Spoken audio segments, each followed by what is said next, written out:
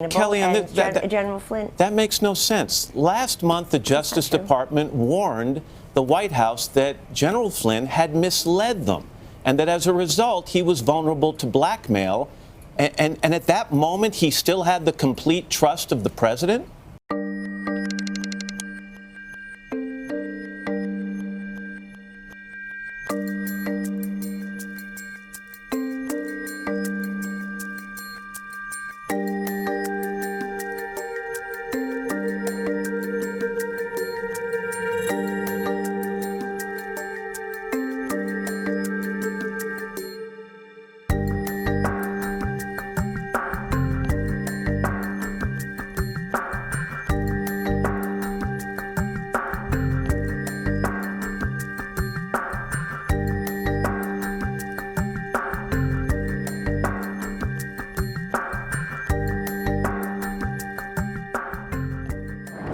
What do you make of reports that General Flynn had conversations with the Russians about sanctions before you were sworn in? I don't know about it. I haven't seen it.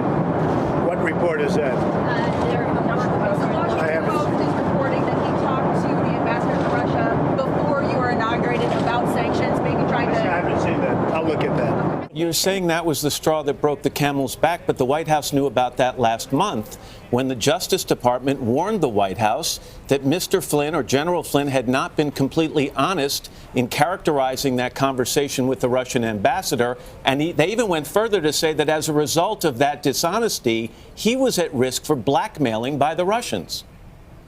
Well, that's one characterization. But the fact is that General Flynn continued in that position and was in the presidential daily briefings, was part of the leader calls as recently as yesterday, was there for the Prime Minister's visit from Canada yesterday. And as time wore on, obviously the situation had become unsustainable. Kellyanne, General Flynn. That makes no sense. Last month, the Justice Department warned the White House that General Flynn had misled them, and that as a result, he was vulnerable to blackmail. And at that moment, he still had the complete trust of the president?